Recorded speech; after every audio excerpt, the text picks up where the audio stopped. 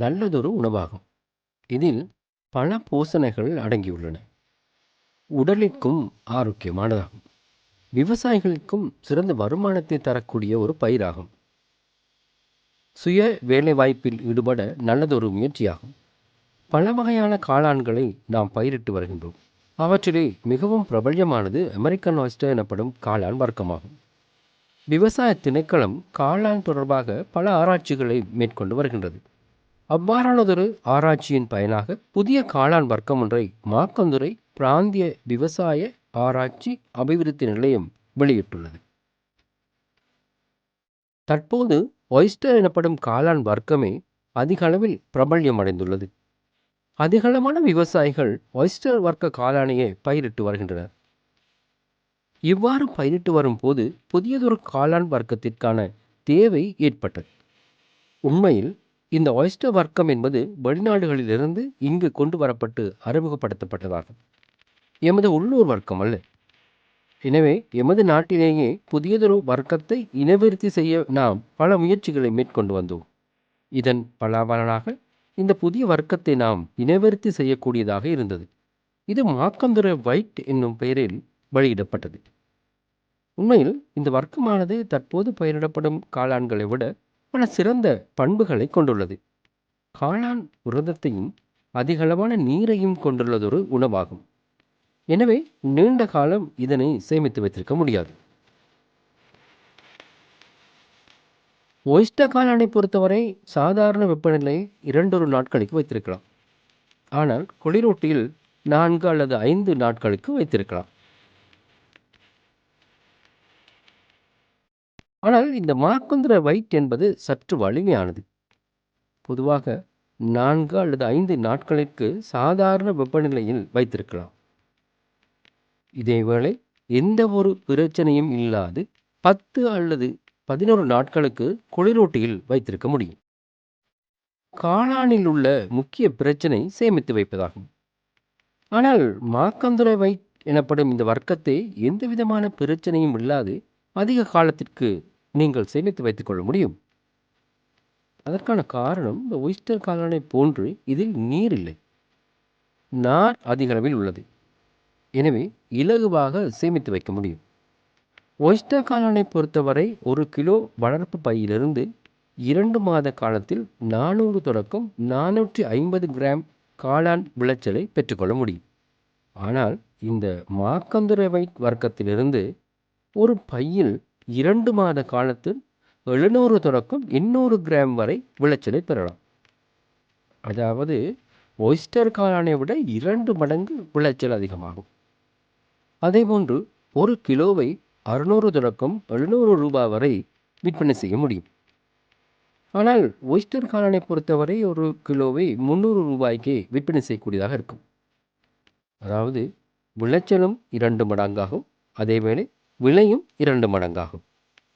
எனவே விவசாயிகள் இந்த காளானை பயிரிடுவதன் மூலம் அதிக வருமானத்தை பெற்றுக்கொள்ள முடியும். காளானில் உள்ள அடுத்த பிரச்சனை பீடைகளின் தாக்கமாகும். அதாவது ஒரு வகையான ஈக்கள் இதில் முட்டையிட்டு அதிலிருந்து புழுக்கள் வெளியேறும். இதனால்தான் சில நேரங்களில் காலையில் கடைக்கு விநியோகிக்கும் பைகள் நல்ல நிலைமையில் காணப்படும். ஆனால் மாலையில் அதை பார்க்கும்போது அதிலே புழுக்கள் காணப்படும். இதற்கான காரணம் குறுகிய காலத்தில் முட்டைகள் பொறுத்து புழுக்கள் வெளியே வருவதாகும். இது ஒரு பெரிய பிரச்சனை. ஆனால் இந்த காளான் அவ்வாறு அல்ல. இது குறைந்த அளவிலேயே பீடைகளினால் பாதிக்கப்படும். மாக்கந்துரை வைட் காளானின் மேற்பரப்பு ஒய்ஸ்டர் காளானை விட சற்று கடினமானதாகும். இதனால் பூச்சிகளினால் இவற்றை துளைத்து முட்டையிடுவது சற்று கடினமாகும். பொதுவாக இந்த பூச்சிகள் காளானில் உள்ள தவாளிப்புகளிலேயே முட்டையிடும். முட்டையிலிருந்து புழுக்கள் உருவாகும். ஆனால் இதில் தவாளிப்புகள் இங்கேயே காணப்படுகின்றன.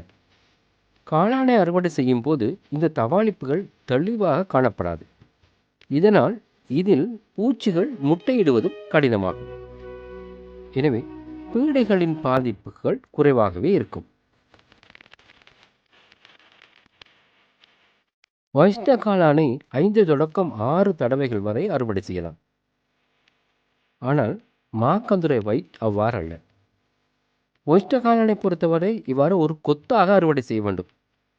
ஆனால் மாக்கந்துரை வைட் வர்க்கத்தை தனித்தனியாக அறுவடை செய்யலாம். இதனால் எந்த ஒரு பருவத்திலும் அறுவடை செய்யக்கூடியதாக இருக்கும். எனவே நீண்ட நாட்களுக்கும் தொடர்ச்சியாக விளைச்சலை பெறக்கூடியதாக இருக்கும். இதில் ஒரு பையில் 1 கிலோ வரை கூட அறுவடை செய்து கொள்ள முடியும். இலங்கையில் சில காளான் வர்க்கங்களை எல்லா இடங்களிலும் பயிரிட முடியாது. வெப்பம் அதிகரிக்கும் போது அமெரிக்கன் ஆயிஸ்டர் என்னும் காளானை நீங்கள் பயிரிட முடியாது. பட்டன் மஷ்ரூம் எனப்படும் காளானை குளிரான இடத்தில் மாத்திரம்தான் பயிரிட முடியும். ஆனால் இந்த மாக்கந்துரை வைட் அவ்வாறல்ல.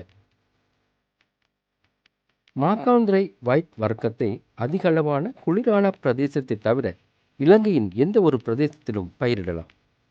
இது ஒரு சிறந்த நன்மையாகும். யாழ்ப்பாணம், மட்டக்களப்பு போன்ற வெப்பமான இடங்களிலும் கூட இதனை பயிரிடலாம். அதிக வெப்பத்தின் கீழும் பயிரிடலாம். இதுதான் காளான் பயிரிடும் இல்லமாகும். உண்மையில் காளானை செய்கை பண்ணும் போது பல பிரச்சனைகள் ஏற்படலாம். அவற்றை தவிர்ப்பதற்கு முறையான வளர்ப்பு இல்லம் அவசியமாகும். இங்கே சாக்குகள் தொங்க விடப்பட்டுள்ளமைக்கான காரணம் காளானிற்கு குறைந்தளவான வெளிச்சமே அவசியம் என்பதால் ஆகும். அதேபோன்று ஈரப்பதனும் அவசியமாகும். அதனால்தான் இந்த சாக்குகளை நாங்கள் ஈரமாக்கியுள்ளோம். இந்த சாக்குகள் எஸ்டோன் குழாயில் பொருத்தப்பட்டுள்ளன. இதில் துளைகளை இட்டால் நீர் தானாகவே அதிலிருந்து வடிந்து செல்லும். இதனால் சாக்குகள் எப்போதுமே ஈரமாக காணப்படும். இங்கு நீரை புகாராக விசிறக்கூடிய மிஸ்டஸை நாங்கள் பொருத்தியுள்ளோம். அதாவது இது புகார் போன்று நீரை விசிறுகின்றது. காளானிற்கு நேரடியாக நீரை விசிறுவது பொருத்தமானதல்ல. இதனால் சிறிய காளான்கள் அழுகிவிடலாம். எனவேதான் காளானை செய்கை பண்ணும்போது சுற்றாடலில் நீரின் அளவை அதிகரிக்க வேண்டும். இங்கு நீர்த்துளிகள் விழுவதற்கு பதிலாக மிகச் சிறிய அளவான துணிக்கைகளை விழும். அதாவது பனி புகார் போன்று விழும். இது மிக நல்லது. இவை பூச்சிகள் உள்ளே நுழைய விடாத வலைகளாகும். இதனால் சிறிய ஈக்கள் போன்ற பூச்சிகள் உள்ளே வருவது தடுக்கப்படும். இங்கு பூச்சிகளின் தாக்கம், அதாவது புழுக்களின் தாக்கம் குறைவாகும். ஈரப்பதன் பாதுகாக்கப்படுகின்றது. வெளிச்சம் குறைவாக உள்ளது. இதனால் வெப்பநிலை தானாகவே கட்டுப்படுத்தப்படுகின்றது. எனவே வெப்பநிலையை குறைப்பதற்கான நடவடிக்கைகளை மேற்கொள்ள வேண்டிய அவசியமில்லை. உண்மையில் நீரை புகார் போன்று விசிறும் பூச்சிகளை கட்டுப்படுத்தக்கூடிய இருட்டான சூழலில் காளானை வெற்றிகரமாக பயிரிட முடியும். ஆனால் மாக்கந்துரை வைட் காளானை பூச்சிகள் சேதப்படுத்துவதில்லை. மாக்கந்துரை வைட் காளானை செய்கை பண்ண மரத்தூளை பயன்படுத்த முடியும். ஒயிஸ்டர் காளானை வளர்க்க பயன்படுத்தப்படும் பைகளை விட சற்று பெரியளவான பைகளே மாக்கந்துரை வைட் காளானிற்கு அவசியமாகும். மரத்தூளை தவிர வைக்கோலை பயன்படுத்தியும் மாக்கந்துரை வைட் காளானை செய்கை பண்ணலாம். மாக்கந்துரை வைட் காளானை மரத்தூளில் வளர்க்க முடியும். மரத்தூள் வளர்ப்பூடகத்தை தயாரித்துக் கொள்வதற்கான ஊடகமாக அரிசி தவிடு, இலகுவான மர இனங்களின் தூள், டொலமைட், ஜிப்சம், மக்னீசியம் சல்ஃபேட் ஆகியவற்றை பயன்படுத்த வேண்டும். இவ்வாறு தேவையான பொருட்களுடன் தேவையான அளவு நீரையும் சேர்த்து இவற்றை ஒன்றாக கலந்து கொள்ள வேண்டும். 10 அங்குல அகலமும் 15 அங்குல உயரமும் கொண்ட 200 கேஜ் தடிப்புள்ள பொலிப்ரொபலின் பைகளில் 12 அங்குல உயரத்திற்கு வளர்ப்பூடகத்தை நிரப்ப வேண்டும். இவ்வாறு நிரப்பிய வளர்ப்பூடக பையின் நுனியை அரை அல்லது 3/4 அங்குல நீளமுள்ள ஒரு சிறிய PVC குழாயின் உள்ளே நுழைத்து அதில் பஞ்சை வைத்து சற்று இறுக்கமாக அதன் மேல் கடதாசி துண்டை வைத்து ரப்பர் பட்டியால் இறுக்கிவிட வேண்டும். இதன் பின் இந்த பைகளை தொற்று நீக்கம் செய்ய வேண்டும். இவ்வாறு காளானை வளர்க்கும் பைகளை நிரப்பி அவற்றை நீராவியால் தொற்று நீக்கம் செய்வதற்கு வசதியாக ஒரு பெரிய பீப்பாயில் அடுக்கி வைக்க வேண்டும். தொற்று நீக்கம் செய்த பின்னர் வித்திகளை இட வேண்டும். காளான் சிறந்த ஒரு சுய வேலைவாய்ப்பாகும். இதனை ஒரு குடிசை கைத்தொழிலாகவும் மேற்கொள்ள முடியும். வீடுகளில் பெரியதொரு தொழில் முயற்சியாகவும் இதனை நீங்கள் மேற்கொள்ள முடியும். வளர்ப்பு பைகளில் வித்துகளை இடுவதற்கு முதலில் பஞ்சையும் கடதாசியையும் எடுத்து வித்துகளை இட்டு மீண்டும் இறுக்கமாக மூடிவிட வேண்டும். இதன் பின் பங்கசுகள் வளர்ந்து அதன் மீது தொற்று நீக்கம் செய்யப்பட்ட மண்ணை ஒரு படையாக இட வேண்டும். மாக்கந்திர வைட் காளான் பைகளில் படர்ந்து வளர்ந்த பின்னர் அதன் மீது கேசின் எனப்படும் கலவையை இடல் வேண்டும். இது ஒரு மண் கலவை ஆகும். இவ்வாறு மண்ணை இடுவதற்கு ஒரு விசேட காரணம் உள்ளது. முதலாவது ஹோமோன் தூண்டப்படும். இந்த ஹோமோனின் அழுத்தத்தின் காரணமாக காளான் வளர்ச்சி தூண்டப்படும்.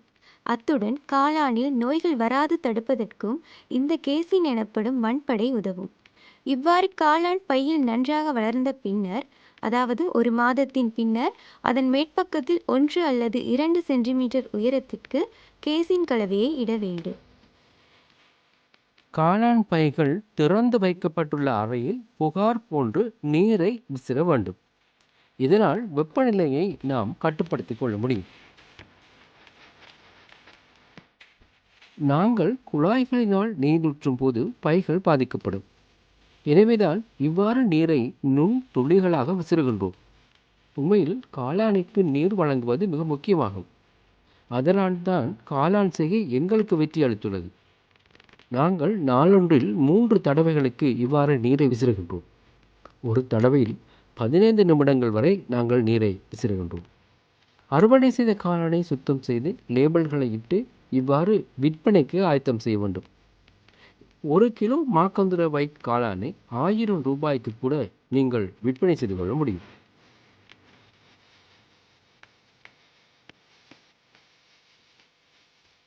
காளான் பைகளை இவ்வாறு அடுக்கி 1½ மாதங்களின் பின்னர் அறுவடை செய்ய தொடங்க முடியும். சிறிய அரும்புகள் தோன்றி அவை முற்றாக பூக்களாக விருத்தியடைய 5 நாட்கள் வரை எடுக்கும். இவ்வாறான காளான்களை அறுவடை செய்ய முடியும். ஒரு பையிலிருந்து 500 முதல் 750 கிராம் வரை அறுவடை செய்ய முடியும்.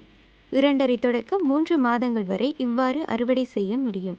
இது ஒரு நல்ல சுய வேலைவாய்ப்பு முயற்சியாகும்.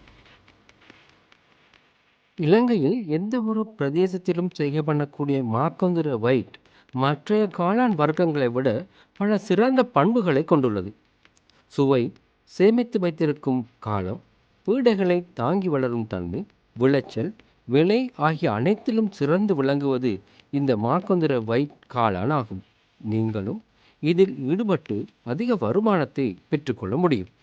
காளான் செய்கை பற்றிய மேலதிக விவரங்களை உங்கள் பிரதேச விவசாய போதனாசிரியரிடம் பெற்றுக்கொள்ள முடியும்.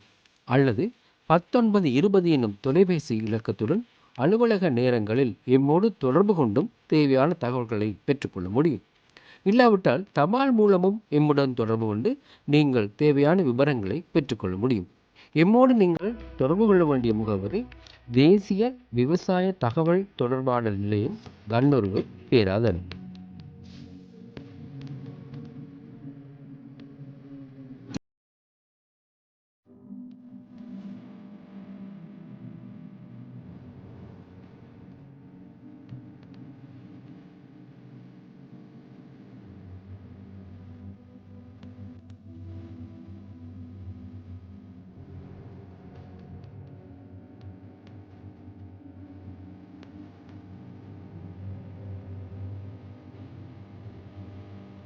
பசுந்தாட் பசளை மற்றும் பயிர் மீதிகள் என்பன உங்களது பயிர்ச்செய்கைக்கு இடக்கூடிய பெறுமதியான சேதன பசளைகள் ஆகும்.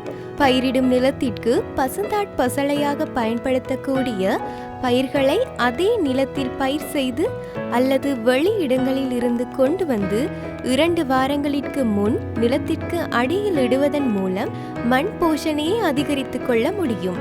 உங்களின் விளைச்சலையும் அதிகரித்துக் கொள்ளலாம்.